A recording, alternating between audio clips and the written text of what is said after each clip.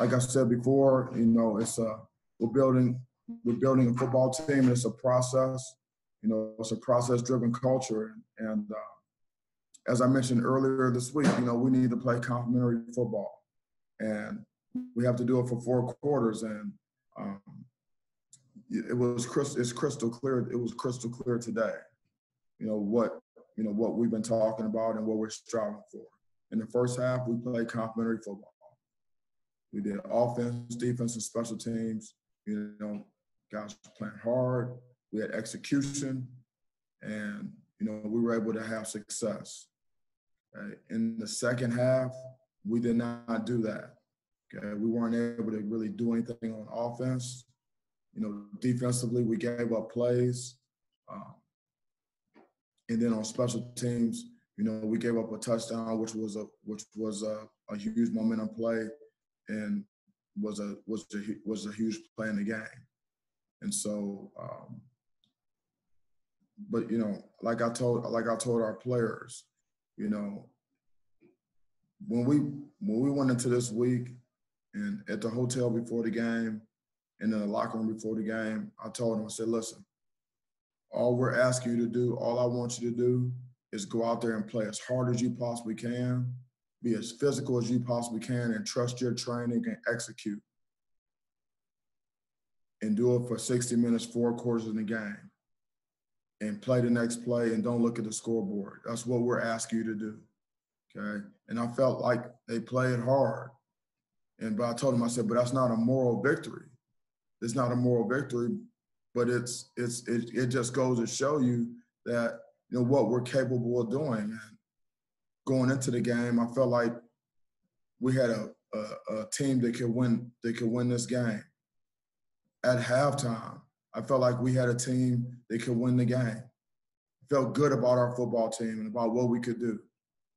And after the game, I felt the same way about this football team. I feel that we can do some good things and that we can win some games and that we have a bright future and that we continue to hammer the process, that we're going to get there and we're going to continue to recruit, like maniacs, to be able to improve and help our team, but it's very disappointing locker room, very disappointing coaching staff, but there's no lack of motivation right now. For us, we just need to figure out, hopefully we'll find out pretty soon who we play next so we can get ready. But and give Penn State credit. They're well coached. They have some good players, and they did what they needed to do in the second half to come back and to close the game out. So, my hat goes off to Coach Franklin, his staff, and their team. They beat us today. So with that, I'll open up for questions. Our first question is from Matt Charbonneau with the Detroit News. Mel, I'm wondering if emotionally a game like this is tougher to handle when for a half you play like you're the better team, you're kind of in control, and then you just can't sustain it in the second half. Is it tougher or more frustrating emotionally to have a game like that where you feel like it's all going right and then it just doesn't keep going? No, I mean it's frustrating anytime I wouldn't use the word frustration. It's disappointing. You can't really afford to get frustrated because frustrated doesn't really do anything for you. I mean, there's no production out of it. It's just more of, there's a disappointment of we didn't get it done and we know what we needed to do to get it done. But I've been doing this. This is my 24th year coaching. I've coached well over 300 games, and there's no such thing as a safe lead, especially in college football. We all know you got to play for 60 minutes. You got to play for 4 quarters, and that was our mentality, at halftime. It's 0-0. We got to go out here and start fast. We talk about the 10 minutes to win, the 5 minutes before the half, okay, and the 5 minutes after the half. A lot of games are won and lost in that 10-minute span. And we really focused on that. And that 5 minutes before the half, we felt like we did some good things. The 5 minutes after the half, we didn't. And, that was a huge factor in the game, but like I said, it doesn't take the win out of the sales. I mean, if you're a competitor, okay, you're just more motivated. You're more motivated. I mean, if you do some good things, you want to do more good things. So how do we do more good things? Well, we got to go back to work. So the motivation and the drive and the determination and the grit is there. And that's how, and those things is what's going to get our program turned in the direction it needs to go. We're trying to turn our program. One other quick thing offensively in the second, other than that first drive, you weren't really able to sustain drives. Could you notice anything from the sideline that was different in that second half? Was it execution, do you think? What changed in the second half to keep you from being able to sustain some of those drives? It was absolutely execution. From our standpoint, we see obviously, I think they were maybe a little more aggressive, but there was plays to be made, and we still made plays in the second half. We just weren't able to make them on a consistent basis. So give them credit. They played better. Penn State played better in the second half than we did. But you turn on the film, it's always execution. Very rarely do you just get overwhelmed by someone else's talent. I don't think it was that. But again, I got to pull out the laptop on the plane, and we got to take a look at it and see exactly what it was, and we got to see what we can do to help our guys, and put them in better position. And then, like I told them in the locker room just now, and they got to do what they got to do as players, to internalize these things and figure out what they need to do, how we make these corrections, how we move forward, this week, to get better. And I really believe these guys are gonna do that. I know this team a lot better than I knew them months ago when we started. Okay, and these guys they are coachable. They will listen and they will work.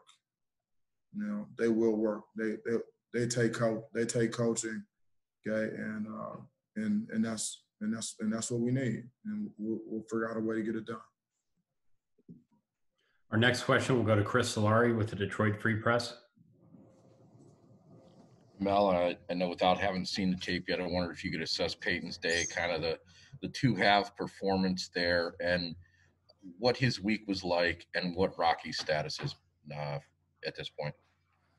Yeah, I really need to see the tape before I can start to really just, break down the quarterback's, performance, because there's so many things that go into, a play, especially in the passing game, in terms of the protection, what coverage, do we run the proper route, did he read it out correctly, all those types of things, but I can tell you that he was poised, and that he seemed to be, he wasn't rattled, and he was into the game, and he was aware, the entire game, start to finish. Even when we started slow, he was still, he was there, and that's good to see. He had a good look in his eye, and he was into the game. Rocky, he'll be ready when he's ready. As a follow, as a completely different follow, there was a penalty that you took on 3rd and 7 that ended up being, the field position ended up leading to that first touchdown. I guess, was that the thought on taking that penalty when they were short? I kind of wanted to see if you could walk through that. I'm not sure. It was the first right before the first touchdown. It was 3rd and 7, and you took a penalty. I think they were short of the sticks on the play that Clifford ran out of bounds and got hurt right before the beginning of the second quarter. Yeah, he said we took the penalty and moved him back. Yes. We're playing for field position. Okay, that's what I wanted to check. Thanks. Yes, sir. All right, our next question is from Matt Wenzel at M Live.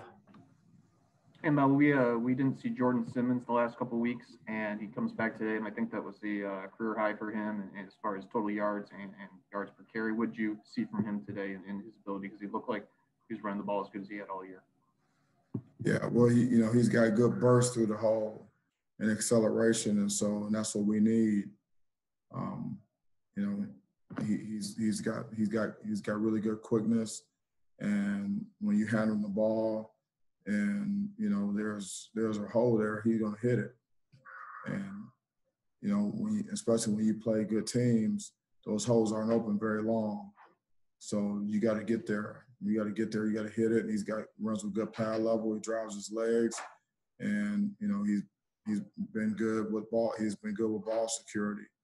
There was one there where I thought he popped it, and I think he stumbled. I thought he was going to go for 6. So, he did a good job when he was in there. I'm sorry. Get healthy and get back.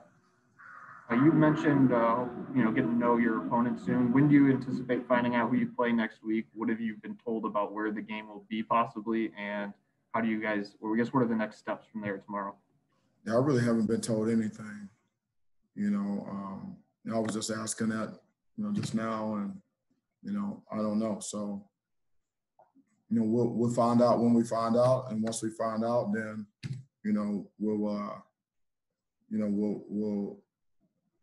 there's a process of, in terms of quality control and things like that, and in preparation. So, we'll be on the phone today, and I'll be asking a lot of questions. We'll be making some calls, and we might not be able to narrow it down. We might not know tonight, but we might be able to narrow it down to, a couple, 3 or 4 teams, and then we have staff that we can just start working to break down those games and be in position to do that. So we're going to work as much as we can, even if we have to try to break down multiple teams, whatever it takes, because once we get the word on who we're going to play, then the clock starts ticking, and then we got to have a scouting report, and we got to have all the plays broken down to give our guys a chance.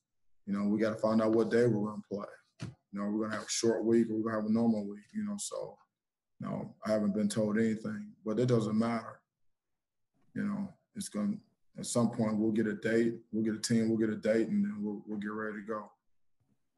No. Our next question goes to Eli with the State News.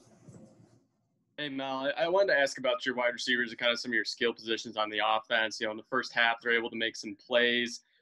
Ricky White's out with a couple injuries, but I want to ask, how optimistic are you in the future with a bunch of young guys like that who are able to make some plays? And then how do you develop some consistency so they can go drive to drive, half to half, and continue to have those type of games throughout an entire performance? Yeah, we've been optimistic about our receiving crew all year, and we worked it to develop guys. I mean, like you see, Big Morgan, showed up today. And, Montori has been out there. We've developed, some more tight ends that can go out there and play. And so, and then, Ricky's been out. At some point, he'll be back. And so we feel like we got some weapons out there. And we've been talking about this. I believe I mentioned this earlier in the week. I'm not sure if I have, but I talked to the team about it again today. How do you get consistency in performance? There's 4 levels of competency. I'm not going to go through all that and bore you guys with it, but there's 4 levels, and we're right in between like 3 and 4. And like that 3rd level of competency is that you're having success, but you're not exactly sure why. And then if you're having success, you're doing some good things, but you're not 100% sure why it's happening, then you can't repeat it. It's hard to repeat it. And so, we have some guys, or we're at a point where maybe we can do some good things, but we're not exactly sure why. And that's where we got to really drill down as players and coaches and make sure everyone understands this is why this play worked. This is why you were able to make this catch. This is why you were able to make this run. This is why you were able to make this block. This is why you were able to make this open field tackle. Okay. And then the fourth level of competency is that you know what to do, and you know why you're having success. Okay. You know why you're having success. And so then it's repeatable. It's repeatable and you can be consistent, but even at that, it's still not enough, because even if you know and you know why you still got to do it, and you got to do it every day. So, our team, is really, in, between level 3 and level 4 with different guys, and collectively as a team. And that's the state of our team right now. And that's where the rubber meets the road. And so we got to really, grind and drill down and really be very, very detailed in our teaching. And our players have to be very detailed, in their learning, and very receptive and really internalize, what they're getting, so that we can have a clear understanding of how to be successful on a consistent basis, within our skill set, within our talent level, so. And then, like I said, we got to recruit like crazy, because we need to be able to have more competitive practices. The more good players you have in practice, the more competitive the practices are, and the more the practices become more like games, and then and ultimately you want your practices to be harder than the games. And then when you have more good players to the mix, and then you build your team, and we have a better football team. So that's really where we are right now. That's how you become more consistent. A lot of it is mental. Some of it's physical, a lot of it is mental. Thanks, Mel. All right, we have time for 2 final questions. We'll start with Lindsey Huddleston and wrap up with Graham Couch. Lindsey. Thank you, Mel. Tough outing today. Can you talk about Jalen Naylor? There was a play that there was a Penn State interception, but he ended up causing a fumble. It was a huge momentum shift. Can you talk about what that kind of play means for the program and what someone like Jalen is contributing to the program right now? Yeah, it means a lot. Jalen is growing as a player, and he's actually becoming a leader, not just a playmaker, but he's starting to lead. He plays with confidence, and we can see he's not just a deep threat. He can make some intermediate catches with his hands and things like that. And then we talk about ball security all the time. We show them plays of our opponent, and every week we show them NFL takeaways and ball security issues. And we've been doing that all year. And we even went back and showed them when in 2002 when Maurice Claret, when Sean Taylor, God rest his soul, when he intercepted the ball and Maurice Claret went and took it back. That was a huge momentum play in the game. We showed them multiple plays of the great receiver that was from Alabama that plays with the Falcons, okay, where he on a consistent basis would run. It would be an interception. He would run guys down and take the ball back, strip the ball, So that's the mentality of, hey, go get it back, go hunt the ball down, and then on the other side of it, we're teaching our defensive players, when we do get the ball, you got to keep the ball high and tight and don't give it back to them, And so, that's just a sign of aggressiveness and a want-to factor, like a care factor. What is your care factor, on a takeaway like that? And his care factor, his want-to factor, on a play like that is a 10. and that's competing. That's what we're asking our guys to do. Play as hard as you can possibly play aggressively as you can possibly play, and give it everything you got, and good things happen, And so, that was, he's growing as a player. I really like him, and I like what he has to offer. I think he's got a bright future. We just got to keep shopping. Great, thank you. And our final question will go to Graham Couch.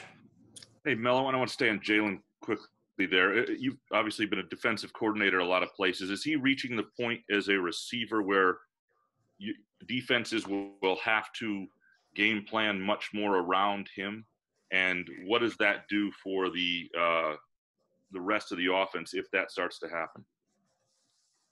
Yeah, I don't know what some of these guys defensively, what they're thinking or how they see him as a player. I know when I talked to him during the game, he said that he was getting a lot of soft coverage, and so we were able to hit him underneath, and then he was able to catch the ball, tight turn, get some yards after the catch and things like that. He's got to be able to do that. He's got to be able to work underneath.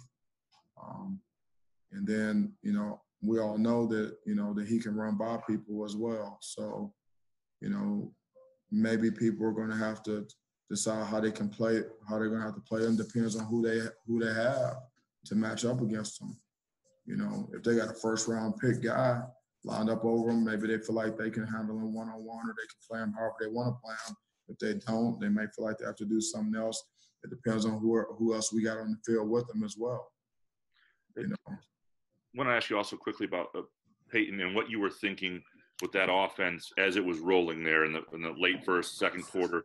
And you haven't seen your offense go like that for a bit. What's going through your mind when you're seeing it click for the first time in weeks? Same thing as seeing practice. There's nothing that happens on the field that we don't see in practice. Even when Rocky was in there, there's no surprises. Even with like Trayvon, I told the past couple weeks he's been coming on. I said, hey, we're gonna put. I asked him last night. I said, we're gonna put Harold Carmichael in the game, and they're like, everybody's like, yeah, coach, we're gonna put Harold Carmichael in the game, and the reason why is because he had done some things in practice and he had his opportunity, So, the plays that we run in practice and are successful are the plays that we decide to run in the game. If those plays don't look good in practice, we don't call them. So it's about execution, taking it from the meeting room to the practice field and taking it to the game. Like I tell guys, 2 + 2 is 4. It's not going to change.